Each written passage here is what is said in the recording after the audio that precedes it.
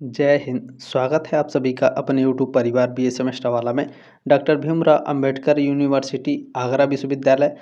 कल आपके एग्ज़ाम होने वाले हैं 23 अप्रैल 2026 को बीएससी और बीकॉम 6 सेमेस्टर में को कुरिकुलर कोर्स के अंतर्गत communication skill and personality development का, ठीक है ना।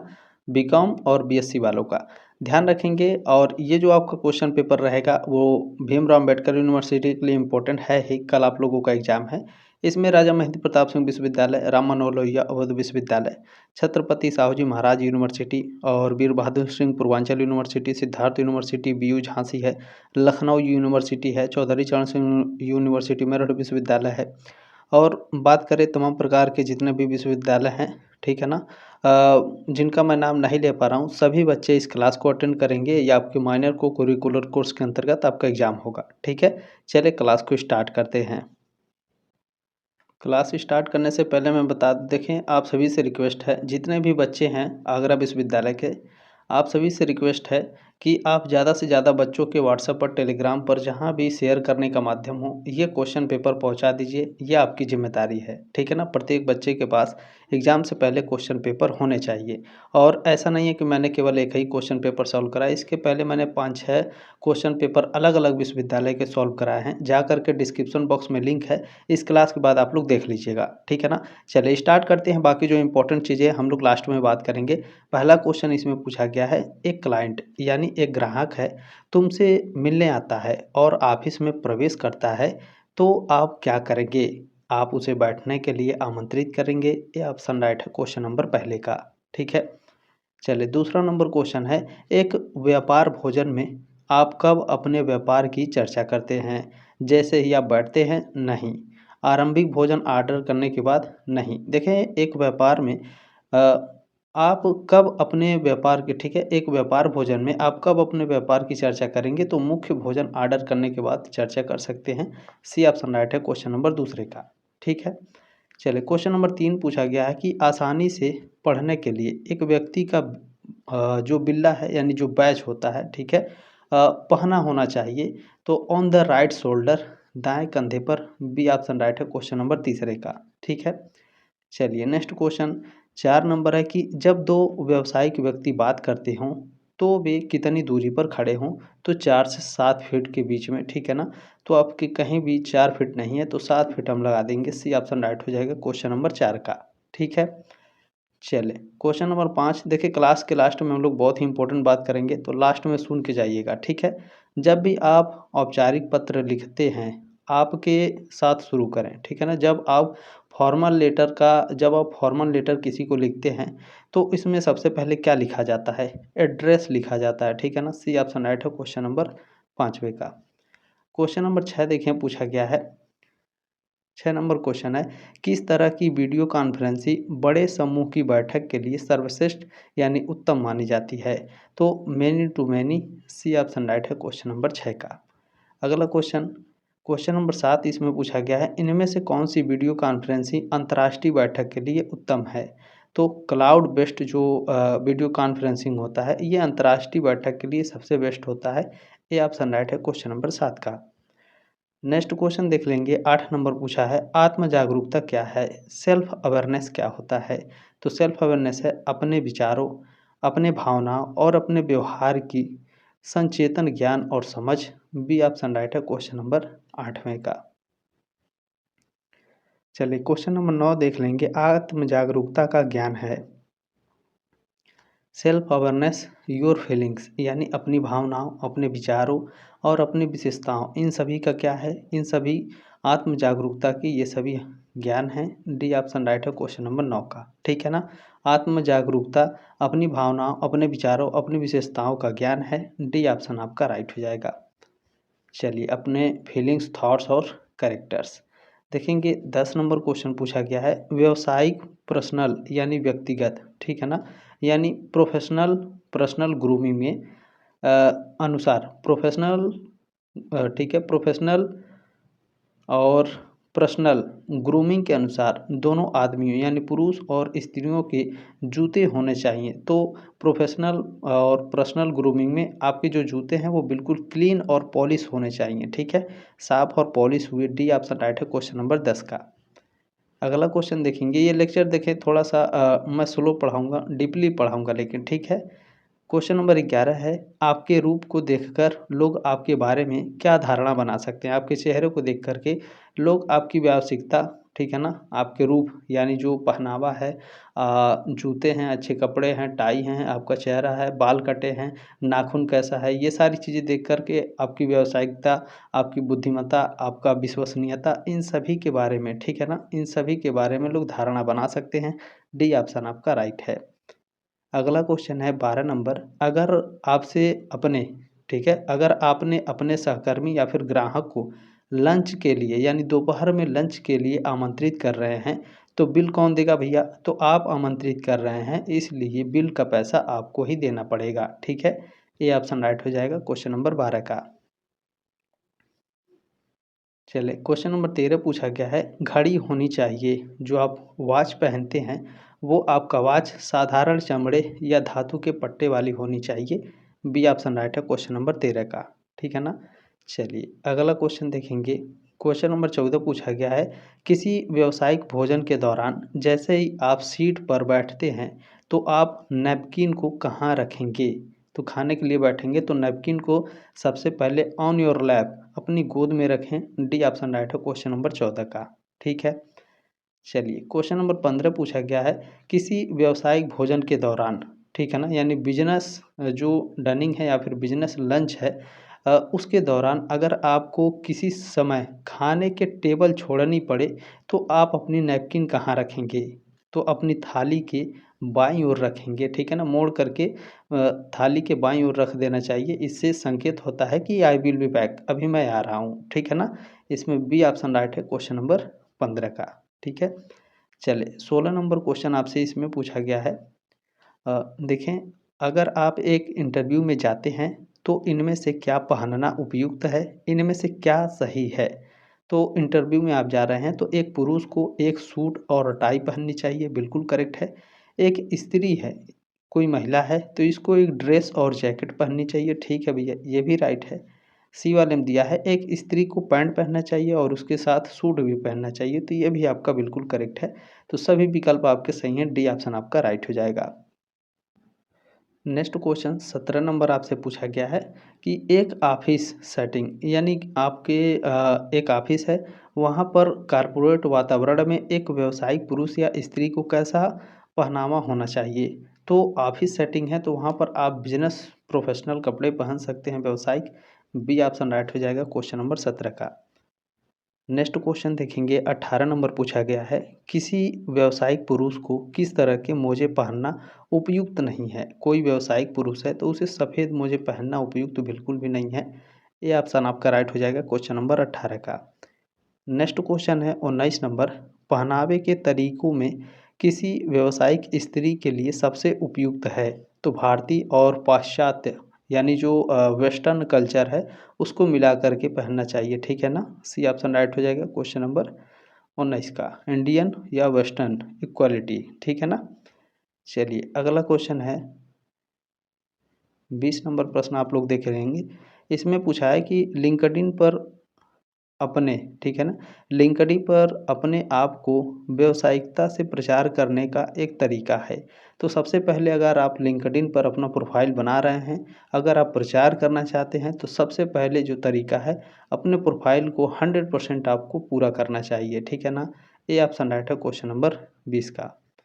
अगला क्वेश्चन देख लेंगे 21 नंबर पूछा गया है, लिंक्डइन पर एक अच्छा सामाजिक शिष्टाचार है, कौन सा अच्छा सामाजिक शिष्टाचार है? तो नए आमंत्रण के लिए अपने संदेश को क्या करें, ठीक है ना, नए आमंत्रण के लिए अपने संदेश को व्यक्तिगत करें, ठीक है ना। ऑप्शन नंबर सी करेक्ट हो जाएगा। चलिए 22 नंबर प्रश्न इसमें आपसे पूछा जा रहा है, लिंक्डइन पर अपनी दृश्यता को बढ़ाने का तरीका है। लिंक्डइन पर दृश्यता या फिर आप लोगों में से कोई ऐसा व्यक्ति होगा जो यूट्यूब पर वीडियोस बनाता होगा, ठीक है ना, तो कंटेंट अपलोड करता होगा, तो वो एसईओ पे काम करता है, ठीक है ना, एसईओ, ठीक है ना, एसईओ पे काम करता है। तो इससे क्या होता है, दृश्यता बढ़ता है, वीडियो का जो व्यूज़ है वो आता है। तो वो ये जो क्वेश्चन है ये वही बात कर रहा है, तो अपने प्रोफाइल में एसईओ का इस्तेमाल करना सी ऑप्शन राइट हो जाएगा क्वेश्चन नंबर 22 का, ठीक है ना। चलिए क्वेश्चन नंबर 23 है कि परिकल्पना का समानार्थी शब्द क्या है, ठीक है ना। हाइपोथेसिस का समानार्थी यानी साइनोनिम्स क्या हो जाएगा, थ्योरी, ठीक है ना। बी ऑप्शन राइट हो जाएगा क्वेश्चन नंबर 23 का। चले अगला क्वेश्चन है 24 नंबर कि आसपास का समानार्थी शब्द क्या है। नियर बाई का समानार्थी यानी साइनोनिम्स क्या हो जाएगा, तो क्लोज, ठीक है ना। ऑप्शन नंबर बी करेक्ट हो जाएगा क्वेश्चन नंबर 24 का। क्लियर हो गया। चलिए नेक्स्ट क्वेश्चन है 25 नंबर, देखभाल का समानार्थी शब्द क्या है। केयरिंग का समानार्थी यानी साइनोनिम्स क्या हो जाएगा, तो काइंड, दयालु, ठीक है ना। ऑप्शन नंबर इसमें बी करेक्ट हो जाएगा क्वेश्चन नंबर 25 का। क्वेश्चन नंबर 26 देखें, पूछा गया है संप्रेषण, संप्रेषण यानी कम्युनिकेशन। कम्युनिकेशन शब्द अंग्रेजी के कम्युनिकेशन का हिंदी रूपांतरण है, ठीक है, जो लैटिन शब्द कम्युनिस से बना है, जिसका मतलब है, इसका मतलब है साझा करने के लिए, प्रदान करने के लिए और भाग लेने के लिए भी। डी ऑप्शन आपका राइट है। To impact, to share, to impact, to practice, ये सभी, ठीक है। चलिए नेक्स्ट क्वेश्चन है 27 नंबर की संप्रेषण यानी कम्युनिकेशन प्रक्रिया के अनुसार शोर का क्या मतलब है। शोर का मतलब है डिस्टरबेंस, ठीक है, अशांति। ये ऑप्शन राइट हो जाएगा क्वेश्चन नंबर 27 का। अगला क्वेश्चन है 28 नंबर संकेतीकरण। ये संकेतीकरण यानी इनकोडिंग कर सकते हैं इसे, ठीक है ना। तो संकेतीकरण जो होता है आपके विचारों को संदेश में परिवर्तन करता है, ये आपका राइट है, ठीक है ना। Encoding to converting thoughts into message. Clear हुआ। चले नेक्स्ट क्वेश्चन देखेंगे 29 नंबर है, प्रतिपुष्टि है, फीडबैक क्या है, तो आपका रिएक्शन, आपका रिस्पॉन्ड, आंसर बाय रिसीवर, ये सभी हो जाएंगे, ठीक है ना। डी ऑप्शन आपका राइट है। फीडबैक क्या होता है, अगर आपके पास कोई मैसेज करता है, आप उसका जवाब देते हैं, तो वो क्या हो जाएगा, फीडबैक कहलाता है। तो उसे रिएक्शन भी कर सकते हैं, रिस्पॉन्ड भी कर सकते हैं, आंसर बाय रिसीवर भी कर सकते हैं, ठीक है ना। चलिए अगला क्वेश्चन है 30 नंबर, आंतरिक संप्रेषण यानी इंटरनल कम्युनिकेशन का मतलब नहीं है। निगेटिव क्वेश्चन है, नहीं है पूछा है, तो उद्यम के तथ्यों का, लक्ष्यों का प्रसार, ये क्या है, इंटरनल कम्युनिकेशन का प्रकार है। बिल्कुल ये मतलब ये सही है, ठीक है। उपलब्धि के लिए योजनाएं बनाना भी, ये भी आपका इंटरनल कम्युनिकेशन है। और नियंत्रण, ठीक है ना, अपने आप को नियंत्रण करना, ये क्या है, ये भी आपका क्या है, इंटरनल कम्युनिकेशन है। इनमें से कोई नहीं होगा, डी ऑप्शन राइट है क्वेश्चन नंबर 30 का। चलिए अगला क्वेश्चन है कि मौखिक संप्रेषण में शामिल है। मौखिक यानी ओरल कम्युनिकेशन में क्या शामिल होता है, तो भाषण, स्पीचेस, मीटिंग्स और टेलीफोनिक कॉल, ठीक है ना। ये सभी क्या हैं आपके, ये सभी आपके ओरल कम्युनिकेशन में आते हैं। डी ऑप्शन आपका राइट हो जाएगा। चलिए अगला क्वेश्चन है 32 नंबर, 32 नंबर है कि संप्रेषण यानी कम्युनिकेशन की दिशाएं हैं। कम्युनिकेशन की दिशाएं क्या हैं, तो डाउनवर्ड, अपवर्ड और क्रॉसवाइज, ये सभी हैं, ठीक है ना, अधोमुखी, ऊर्ध्व और आड़े। डी ऑप्शन राइट हो जाएगा क्वेश्चन नंबर 32 का। अगला क्वेश्चन है 33 नंबर, लिखित संप्रेषण यानी रिटर्न कम्युनिकेशन में शामिल नहीं है। तो देखें पंफलेट और इसमें लेटर, नीति वक्तव्य, ठीक है, पॉलिसी स्टेटमेंट, लेटर और पैम्फलेट, ये आपके रिटर्न कम्युनिकेशन में शामिल होते हैं, ठीक है ना। इसमें ध्वनि विस्तारक, लाउड स्पीकर शामिल नहीं होता है। बी ऑप्शन आपका करेक्ट हो जाएगा, ठीक है। चलिए अगला क्वेश्चन है 34 नंबर, इसे थोड़ा बड़ा करते हैं, ठीक है। चलें इसमें से कुछ बच्चे कंपनी में भी काम कर रहे होंगे, क्योंकि ये एज ही ऐसा है कि काम के साथ साथ पढ़ाई भी होती है। तो देखें यहाँ पर पूछा गया है कि 34 नंबर, उपाध्यक्ष यानी मानव संसाधन, यानी जो आपका वाइस प्रेसिडेंट है, एचआर है, ठीक है। ये वाइस प्रेसिडेंट यानी फाइनेंस से बात कर रहा है, तो इसके बीच में जो बात हो रही है, इस कम्युनिकेशन को क्या कहा जाता है, इसे क्षैतिज संप्रेषण यानी हॉरिजॉन्टल कम्युनिकेशन कहा जाता है, ठीक है ना। उपाध्यक्ष मानव संसाधन से उपाध्यक्ष वित्त है, क्या है, क्षैतिज संप्रेषण है, ठीक है ना। ऐसे समझिएगा तो ज़्यादा बेटर रहेगा कि जो एचआर है वो आपके फाइनेंशियल से बात कर रहा है, तो उस कम्युनिकेशन को क्या कहते हैं, क्षैतिज संप्रेषण यानी हॉरिजॉन्टल कम्युनिकेशन। नेक्स्ट क्वेश्चन भी वही है, इसमें चेंज है थोड़ा सा, जो जनरल मैनेजर है, एचआर है, ठीक है ना, टू ब्रांच मैनेजर, फाइनेंस से बात कर रहा है, वित्त से, महाप्रबंधन, यहाँ महाप्रबंधन है, ध्यान रखिएगा। मानव संसाधन से शाखा प्रबंधन वित्त से बात कर रहा है, तो इसके बीच में कम्युनिकेशन को डायलॉग कम्युनिकेशन, डायलॉगनल कम्युनिकेशन, विकर्ण संप्रेषण कहा जाएगा। डी ऑप्शन राइट है क्वेश्चन नंबर 35 का। ठीक है, चलिए नेक्स्ट क्वेश्चन है, ये तो हर साल क्वेश्चन पूछा जाता है। ठीक है, संप्रेषण में 7C में से कौन सा नहीं है? 7C को याद कर लीजिएगा, हर साल पूछा जाता है, लिख लिख कर याद कर लीजिएगा, 100% आएगा। ठीक है ना, तो 7C में देखें, क्लैरिटी है, कंप्लीटनेस है और करेक्टनेस है। इसमें कंप्लेंस नहीं है। ठीक है ना, अनुपालन नहीं हो जाएगा इसमें, तो डी ऑप्शन आपका राइट है। स्पष्टता, संपूर्णता और शुद्धता, ये 7C में आते हैं, तीनों 7C के हिस्से हैं। अनुपालन नहीं है, तो डी ऑप्शन आपका करेक्ट है। 37 नंबर क्वेश्चन क्या पूछा है? एक अधीनस्थ हमेशा अपने सहकर्मियों, ठीक है, सहकर्मियों से विनम्रता से बात करता है। यह कौन सा गुण है या फिर कौन सा सिद्धांत है? तो यह आपका शिष्टाचार का सिद्धांत है। ठीक है, ये ऑप्शन आपका राइट हो जाएगा क्वेश्चन नंबर 37 का। क्वेश्चन नंबर 38 क्या है? संप्रेषण के दौरान यानी कम्युनिकेशन के दौरान प्राप्तकर्ता की ज़रूरतों को हमेशा ध्यान रखना चाहिए। यह है क्या है? तो प्रतिफल है आपका। ठीक है ना, ये ऑप्शन आपका राइट हो जाएगा, कंसिडरेशन। चलिए नेक्स्ट क्वेश्चन है, 39 नंबर क्वेश्चन पूछा जा रहा है। ठीक है, एक सेकेंड। चले देखिए, ये पूछा गया है कि एक प्रबंधक यानी एक मैनेजर अपने मालिक को वही बताना चाहता है जो उसका मालिक सुनना चाहता है। यह किस तरह का अवरोध है? यह किस तरह का बैरियर है? तो यह फिल्टरिंग बैरियर है, निस्यंदन बैरियर कहा जाएगा। सी ऑप्शन राइट हो जाएगा क्वेश्चन नंबर 39 का। नेक्स्ट क्वेश्चन देख लेंगे। चले 40 नंबर क्वेश्चन पूछा गया है कि ईमेल लिखने में सीसी का अर्थ है, या फिर सीसी का सीधे फुल फॉर्म आपसे पूछेगा तो कार्बन कॉपी हो जाएगा। ठीक है, ये ऑप्शन राइट है क्वेश्चन नंबर 40 का। अगला क्वेश्चन देख लेंगे। चलिए क्वेश्चन नंबर 41 है कि ईमेल की संरचना के अनुसार इनमें से ईमेल रचना के कौन से हैं? तो ईमेल रचना जो है 2B है, CC और BCC भी है। ठीक है ना, यहाँ BCC का कई बार फुल फॉर्म पूछा जाता है, ब्लाइंड कार्बन कॉपी कहा जाएगा, और CC को क्या कहा जाता है? कार्बन कॉपी, और 2 का उपयोग किया ही जाता है। तो ये सभी डी ऑप्शन आपका राइट हो जाएगा क्वेश्चन नंबर 41 का। ठीक है ना, चलिए नेक्स्ट क्वेश्चन पूछा गया है, अफवाह किस प्रकार का संप्रेषण का रूप है? अफवाह किस प्रकार के कम्युनिकेशन का रूप हो जाएगा? तो यह आपके अनौपचारिक संप्रेषण के अंतर्गत आएगा। ठीक है ना, इनफॉर्मल कम्युनिकेशन, बी ऑप्शन आपका राइट है। अगला क्वेश्चन देखिए, पूछा गया है, अ ने ब से कुछ कहा, जिसने स से कहा, और इसी तरह यह रेखा से नीचे चला जाता है। किस तरह के ग्रेपवाइन अफवाह है? तो यह किस तरह का ग्रेपवाइन अफवाह है? तो इसे कहा जाता है एकल आधार श्रृंखला, सिंगल स्टेट चैन। सी ऑप्शन राइट है क्वेश्चन नंबर 43 का। ठीक है, चलिए नेक्स्ट क्वेश्चन क्या पूछा गया है, सुनने यानी श्रवण की प्रक्रिया के अनुसार जो प्रक्रिया का एक चरण नहीं है। सुनने यानी लिसनिंग की प्रक्रिया के अनुसार जो प्रक्रिया का एक चरण नहीं है, तो इसमें सुनने में देखें नृत्य नहीं आएगा। ठीक है ना, बाकी आपका आएगा अनुभूति, निर्वचन और अनुक्रिया, ये तीनों आएंगे, नृत्य नहीं आएगा इसमें। ए ऑप्शन आपका राइट हो जाएगा क्वेश्चन नंबर 44 का। अगला क्वेश्चन देखेंगे, 45 नंबर प्रश्न। देखिए पूछा गया है, ऐसा व्यक्ति जो सकारात्मक दृष्टिकोण रखता हो और आलोचना के समय भी अपनी बात रख सके, वह व्यक्ति है, वह कैसा व्यक्ति है?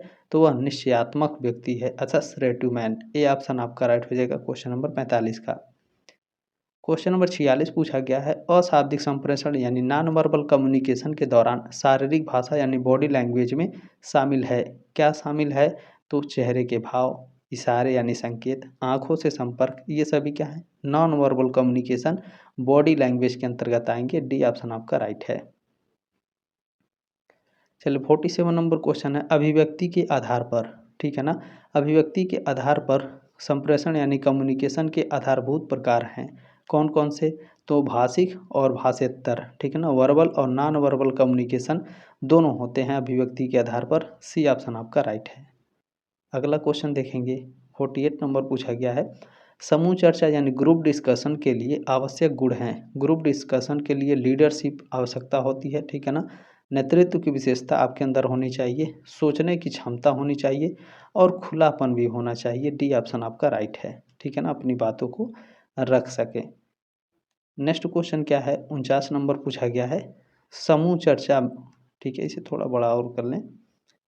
चले देखिए, पूछा गया है समूह चर्चा में यानी ग्रुप डिस्कशन में विचारों की स्पष्टता का अर्थ है विषय स्पष्ट होना चाहिए। तो जो विषय है वो व्यक्तिगत स्तर पर स्पष्ट होना चाहिए, इंडिविजुअल लेवल पर भी और ग्रुप लेवल पर भी, दोनों लेवल पर जो है आपकी जो अर्थ है वो स्पष्ट होने चाहिए। ठीक है ना। तो इसमें सी ऑप्शन आपका राइट हो जाएगा क्वेश्चन नंबर 49 का।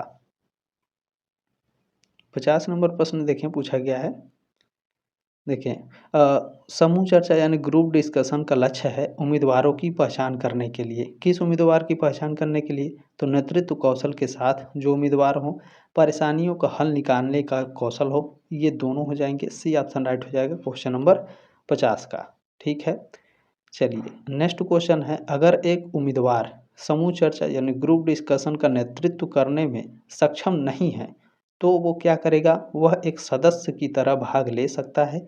सी ऑप्शन आपका राइट हो जाएगा। नेक्स्ट क्वेश्चन पूछा गया है समूह चर्चा यानी ग्रुप डिस्कशन के दौरान वक्ता यानी जो बोलने वाला है उसका अनुसरण करना है। क्या है? तो सहयोग करना है, आंखों का संपर्क हो, विनम्रता हो, ये सभी। डी ऑप्शन आपका राइट है। चलिए अगला क्वेश्चन पूछा गया है, इनमें से एक उद्यम के लिए आवश्यक है। उद्यम के लिए क्या आवश्यक है? तो ग्रुप डिस्कशन उद्यम के लिए आवश्यक हो जाएगा। ठीक है ना। ऑर्गेनाइजेशन के लिए क्या आवश्यक हो जाएगा? समूह चर्चा ग्रुप डिस्कशन। ठीक है, बी ऑप्शन आपका राइट है। एक तरीके से यहाँ ऑर्गेनाइजेशन को संगठन के रूप में भी जाना जा सकता है। ठीक है ना। संगठन के लिए क्या उत्तरदायी होगा? समूह चर्चा यानी ग्रुप डिस्कशन। ठीक है ना।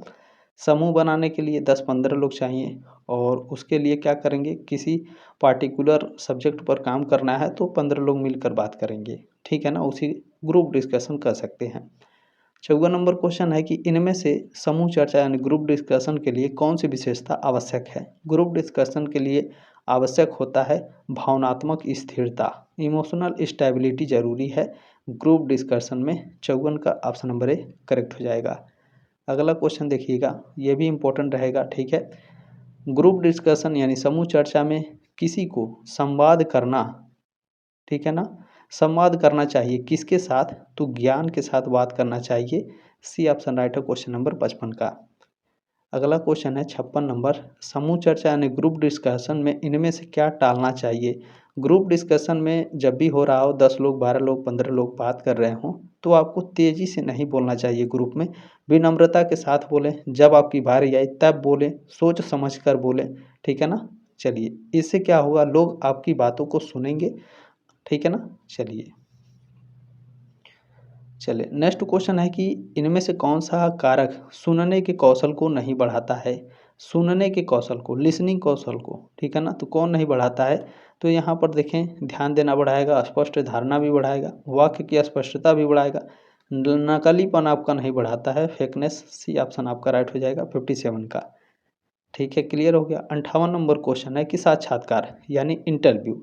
तो इंटरव्यू में उद्देश्य के साथ बातचीत है। बी ऑप्शन आपका राइट है। ठीक है, इंटरव्यू क्या है? ये पर्पज के साथ बातचीत है। बी ऑप्शन आपका राइट हो जाएगा। अगला क्वेश्चन है 59 नंबर, इनमें से कौन सा साक्षात्कार यानी इंटरव्यू का प्रकार नहीं है? तो इंटरव्यू का प्रकार नहीं है। देखिए, स्क्रीनिंग इंटरव्यू होता है, तनाव साक्षात्कार, स्ट्रेस इंटरव्यू, स्क्रीनिंग इंटरव्यू और लंच इंटरव्यू भी होता है, दिन के खाने के योग्य साक्षात्कार। संगीत, ठीक है ना, म्यूजिक इंटरव्यू आपका नहीं होगा। तो सी ऑप्शन राइट है 59 का।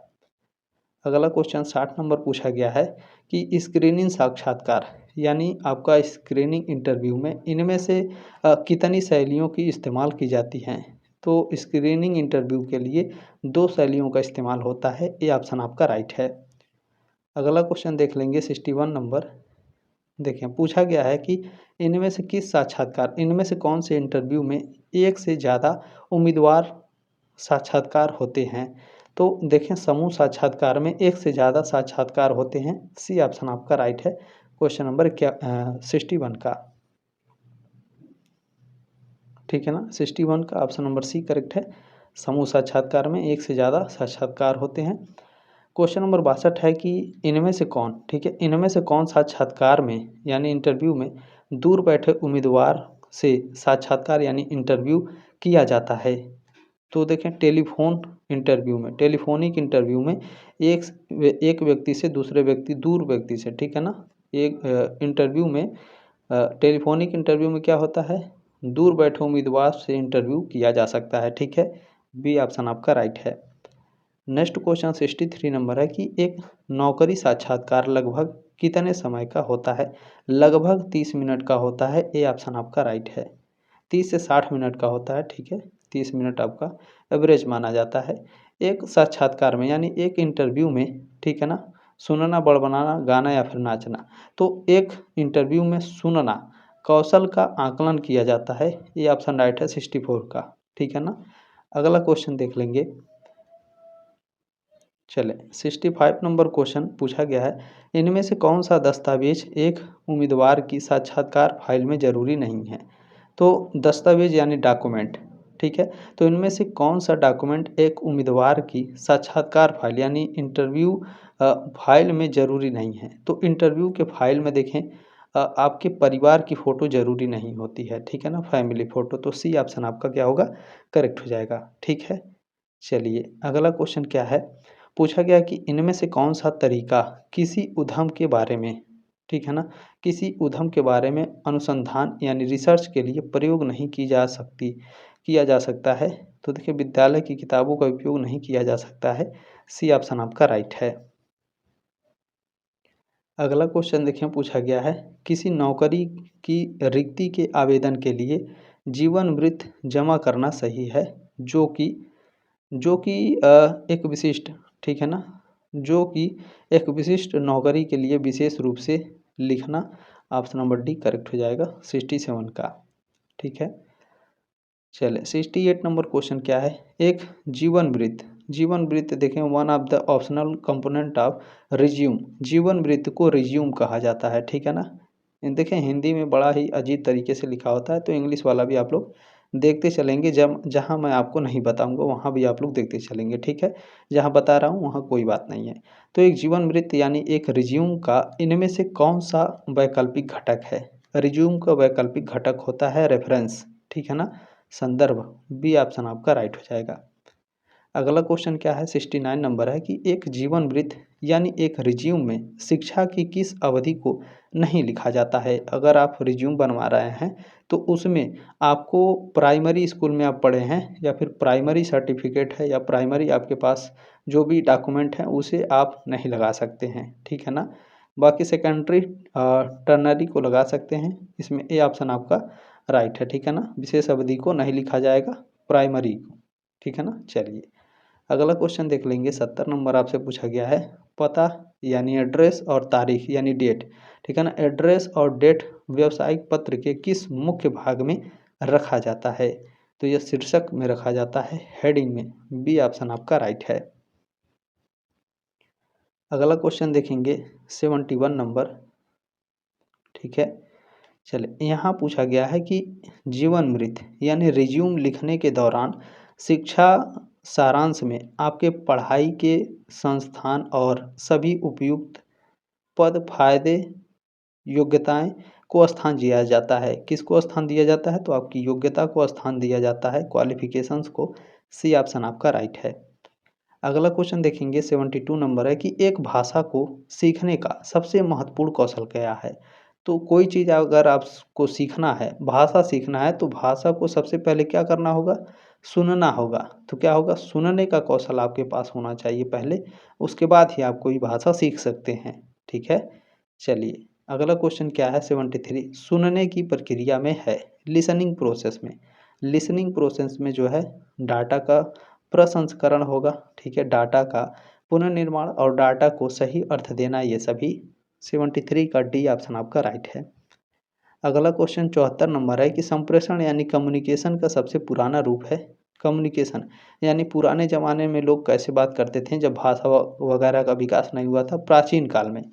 तो प्रतीकात्मक, ठीक है ना, सिम्बॉलिक का यूज करते थे। यानी पहले क्या होती थी, 5 बकरियां होती थी, तो 5 नहीं गिनने आता था, 5 कोई वस्तु रख देते थे, ठीक है ना, कोई मिट्टी की वस्तु रख देते थे, यानी टुकड़े, मिट्टी के टुकड़े या फिर लकड़ी के टुकड़े या फिर ईंट पत्थर, 5 बकरियाँ होती थी, तो ये 5 जो है रखते थे अपने पास। अगर उनमें से कोई एक बिक जाती या बकरी वगैरह किसी को शेर वगैरह खा जाते थे, तो उनमें से निकाल के 4 रखते थे।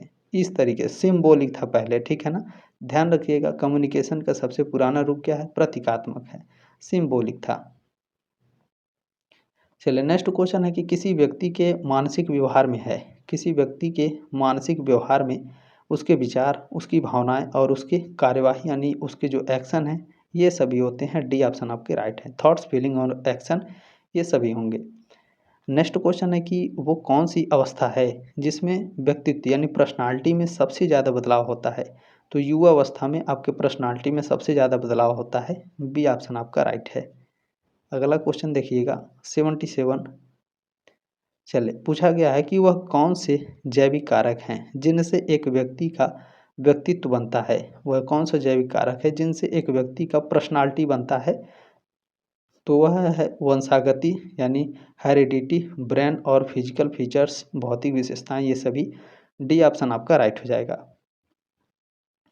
चलिए अगला क्वेश्चन है कि किसी व्यक्ति के जैविक कारक में वंशागति का अर्थ है वह भौतिक विशेषताएं जो मिलती हैं अभिभावक से मिलती हैं, ठीक है, पेरेंट्स से। ये ऑप्शन आपका राइट है क्वेश्चन नंबर 78 का। अगला क्वेश्चन देखिएगा 79 नंबर। देखें पूछा गया है इनमें से व्यक्तित्व यानी पर्सनालिटी का निर्धारक कौन सा है? पर्सनालिटी का निर्धारक इसमें देखें आपका जैविक कारक, बायोलॉजिकल कारक, आपका कल्चर यानी सांस्कृतिक, सोशल यानी सामाजिक, ये सभी क्या हैं? आपके पर्सनालिटी के निर्धारक हैं, ठीक है। जिस वातावरण में आप रहेंगे उसी तरीके से आपकी पर्सनालिटी हो जाएगी। अच्छे दोस्त हैं तो अच्छी पर्सनालिटी होगी, खराब दोस्त हैं तो खराब पर्सनालिटी होगी, ठीक है। 80 नंबर क्वेश्चन क्या है? वह सीमा जिसे व्यक्ति सोचते हैं कि वे उन्हें प्रभावित करने वाले आयोजनों को नियंत्रित कर सकते हैं, वह कौन सा व्यक्तित्व कारक है? वो कौन सा पर्सनालिटी कारक होगा? तो लोकस ऑफ कंट्रोल, LOC, ठीक है ना। लाइन ऑफ कंट्रोल नहीं है, ध्यान रखिएगा, बॉर्डर वाला नहीं है, LOC, ठीक है ना, लोकस ऑफ कंट्रोल। ये ऑप्शन आपका राइट है। चले नेक्स्ट क्वेश्चन 81 नंबर है कि यह एक व्यक्ति के अपने निरंतर मूल्यांकन नतीजा है। एक व्यक्ति के अपने निरंतर मूल्यांकन का नतीजा क्या होता है? तो आत्मसम्मान, सेल्फ रिस्पेक्ट हो जाएगा। बी ऑप्शन आपका राइट है। अगला क्वेश्चन है 82 नंबर। देखें 82 नंबर क्वेश्चन पूछा गया है कि व्यक्तियों का स्वभाव अपनी पहल लेना और बदलाव आरंभ करना क्या है? तो यह सक्रिय है, प्रोएक्टिव। ये ऑप्शन आपका राइट है। अगला क्वेश्चन देख लीजिएगा 83 नंबर क्वेश्चन पूछा गया है कि वह व्यक्ति जो शर्मिला है और लोगों से जल्दी से घुलता मिलता नहीं है वह कहलाता है, उसे अंतर्मुखी व्यक्ति कहा जाता है, इंट्रोवर्ट, ठीक है। 83 का ये ऑप्शन आपका राइट है। क्वेश्चन नंबर 84 पूछा गया है वह व्यक्ति जो सामाजिक है, बातूनी है, जो नहीं बोलता है उससे भी बोल देगा, ठीक है ना, और निश्चयात्मक है वह कहलाएगा बहिर्मुखी, ठीक है ना। एक कुछ भी बड़बड़ा देता है, किसी से कुछ भी बोल देता है तो उसे बहिर्मुखी कहेंगे। चलिए नेक्स्ट क्वेश्चन है व्यक्तित्व यानी पर्सनालिटी पूरे व्यक्ति को दर्शाता है, इनमें इसमें शामिल है, क्या शामिल हो जाएगा? धारणा, सीखना और शारीरिक गठन, ये सभी, ठीक है ना। डी ऑप्शन आपका राइट है। अगला क्वेश्चन देख लीजिएगा। देखें 86 नंबर क्वेश्चन है कि एक व्यक्ति की भावनाओं और व्यवहारिक प्रतिक्रिया स्वरूप का विशिष्ट संयोजन कहलाता है, तो यह व्यक्तित्व यानी पर्सनालिटी कहलाता है। ये ऑप्शन आपका राइट है। अगला क्वेश्चन है 87 नंबर। इनमें से कौन सा कथन सही है? चलिए देखते हैं कौन सा कथन सही हो जाएगा। बदलाव के अलावा कुछ भी अस्थायी नहीं है, ठीक है, ये आपका सही है।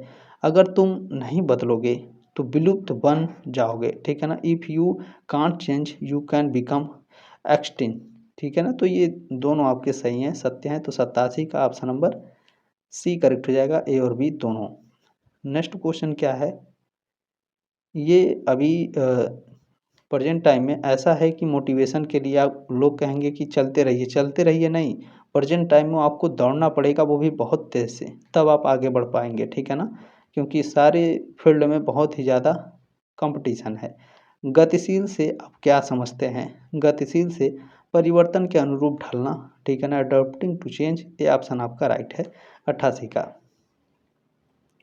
89 नंबर क्वेश्चन है एक, तो ध्यान रखेंगे, एक आत्मविश्वासी जो वक्ता होता है वो श्रोता की आंखों में देखता है, ये ऑप्शन आपका करेक्ट हो जाएगा, ठीक है ना। एक confident speaker looks into the eyes of the audience, ठीक है। चलिए क्वेश्चन नंबर 90 क्या है, देखिए पूछा गया है इनमें से क्या अहंकार को बताता है। अहंकार को बताता है उंगलियों का सीरज जुड़ा हुआ, ठीक है ना, ये ऑप्शन आपका राइट है क्वेश्चन नंबर 90 का। अगला क्वेश्चन है 91 नंबर है कि वक्ता का सुर यानी जो टोन ऑफ द स्पीकर, वक्ता यानी जो बोलने वाला है उसका जो सुर है वो बिल्कुल स्पष्ट होना चाहिए, बी ऑप्शन आपका राइट है, क्लियर होना चाहिए, ठीक है। चलिए अगला क्वेश्चन क्या है, इनमें से कौन सा मौखिक संचार यानी ओरल कम्युनिकेशन का उदाहरण नहीं है। तो इसमें आप देखेंगे टेलीफोन, शब्द और साक्षात्कार। इंटरव्यू में भी आपको बोलना पड़ता है, वर्ड्स यानी शब्द तो आप बोले ही रहे हैं, टेलीफोन में भी आप क्या है ये ओरल मौखिक के अंतर्गत आएगा। रिटन क्या है, रिटन कम्युनिकेशन आपका मौखिक संचार में नहीं आता है, रिटन कम्युनिकेशन में, ठीक है। सी ऑप्शन आपका राइट हो जाएगा। चलिए अगला क्वेश्चन है कि इनमें से शारीरिक भाषा यानी बॉडी लैंग्वेज का वर्णन करने के लिए तकनीकी शब्द है। तो बॉडी लैंग्वेज का अगर वर्णन करना है तो काइनेसिक्स का, ठीक है ना, काइनेसिक्स तकनीकी शब्द है, सी ऑप्शन राइट है क्वेश्चन नंबर 93 का। नेक्स्ट क्वेश्चन 94 नंबर पूछा है, अशाब्दिक संचार अधिकतर है। अशाब्दिक संचार को नॉन वर्बल कम्युनिकेशन कहते हैं, यह क्या है, तो यह अनस्ट्रक्चर्ड है। ये लगभग हर साल क्वेश्चन पूछता है हर यूनिवर्सिटी में, असंरचित है, सी ऑप्शन आपका राइट है। चलिए नेक्स्ट क्वेश्चन क्या है, इनमें से कौन अशाब्दिक संचार का एक विधि नहीं है। नॉन वर्बल कम्युनिकेशन की विधि कौन सा नहीं है, तो देखें शारीरिक भाषा नॉन वर्बल कम्युनिकेशन के अंतर्गत आएगा। आवाज़ का लहजा, चेहरे की अभिव्यक्ति, ये तो इन्हें कोई क्या है, नॉन वर्बल कम्युनिकेशन। मानसिक दूरसंचार, टेलीपैथी क्या है, ये एक विधि नहीं है अशाब्दिक संचार का, डी ऑप्शन आपका राइट हो जाएगा, ठीक है। देखिए मैंने अलग अलग विश्वविद्यालय के क्वेश्चन पेपर सॉल्व कराए हैं, तो ज़रूर देख लीजिएगा, ये आपकी जिम्मेदारी है। और आपसे रिक्वेस्ट है प्लीज़ देखें, एग्ज़ाम के बाद आप लोग क्वेश्चन पेपर नहीं भेजते हैं तो इस नंबर पर 7607574584 इस पर क्वेश्चन पेपर ज़रूर भेज दें, ताकि नेक्स्ट ईयर बच्चों को हेल्प हो सके और जैसे मुझे टाइम मिले मैं आपके लिए आंसर की प्रोवाइड करा सकूँ, ठीक है ना। आपसे रिक्वेस्ट है प्लीज़ ज़रूर सेंड कर दीजिएगा। नेक्स्ट क्वेश्चन है कि अगर आप एक रिसेप्शन की तरह काम कर रहे हैं तो यह आवश्यक है कि आप मुस्कुराएं, ठीक है ना। अब रिसेप्शन पे है तो क्या करें, मुस्कुराएंगे। अपने संगठन से परिचित हों, हमेशा एक पेन और नोट पैड अपने पास रखें। ये सभी डी ऑप्शन आपका राइट है। नेक्स्ट क्वेश्चन है कि अगर आप किसी से पहली बार मिलते हैं तो आपको पहली बार मिल रहे हैं तो आपको उपेक्षा के अलावा अपनी सारी भावनाओं को व्यक्त करना चाहिए। आदर करें, स्वीकार करें, गर्मजोशी से मिलें, लेकिन अपनी उपेक्षाओं को छुपा के रखें, ठीक है। चलिए 98, चलें 98 नंबर क्वेश्चन पूछा गया है कि जब भी हम अपना परिचय दें हमें उपयोग करना चाहिए। हम अपना इंटरव्यू किसी से दे रहे हैं तो हमें क्या करना चाहिए, हमें अपना पहला नाम और दूसरा नाम दोनों एक साथ बताना चाहिए, डी ऑप्शन आपका राइट है। जैसे मेरा नाम अनूप साहनी है तो मैं क्या करूँगा, दोनों नाम एक साथ बताऊँगा, Anup Sahni, my name is Anup Sahni, मेरा नाम अनूप साहनी है। देखें इसमें 99 नंबर क्वेश्चन है कि विभिन्न संस्कृतियों में रंग दर्शाते हैं। विभिन्न संस्कृतियों में रंग क्या दर्शाते हैं, डिफरेंट थिंग्स दर्शाएंगे, विभिन्न बातें, सी ऑप्शन आपका राइट हो जाएगा। चलिए 100 नंबर लास्ट क्वेश्चन है, इनमें से कौन सा ईमेल का अच्छा शिष्टाचार नहीं है। ईमेल का अच्छा शिष्टाचार क्या नहीं है, तो अपने सहकर्मियों को निजी ईमेल भेजना ये अच्छा शिष्टाचार नहीं है। बाकी क्लास कैसी रही अपना फीडबैक कमेंट बॉक्स में ज़रूर दीजिएगा। मुझसे कुछ पूछना है, किसी भी क्वेश्चन में कोई डाउट है तो आप पूछ सकते हैं। 7607574584 ये मेरा व्हाट्सअप नंबर है। किसी भी क्वेश्चन में कोई डाउट है तो इस क्वेश्चन का स्क्रीनशॉट लेकर सेंड करें, मैं आपके डाउट को क्लियर करने का प्रयास करूंगा। प्रयास क्या करूंगा, लगभग मैं सारे जितने भी बच्चे व्हाट्सएप पर मैसेज करते हैं मैं सब रिस्पॉन्ड करता हूं, ठीक है ना। तो मैसेज ज़रूर करेंगे और क्वेश्चन पेपर ज़रूर भेजेंगे। जल्द मिलेंगे आपके नेक्स्ट क्लास में, तब तक के लिए जय हिंद, वंदे मातरम।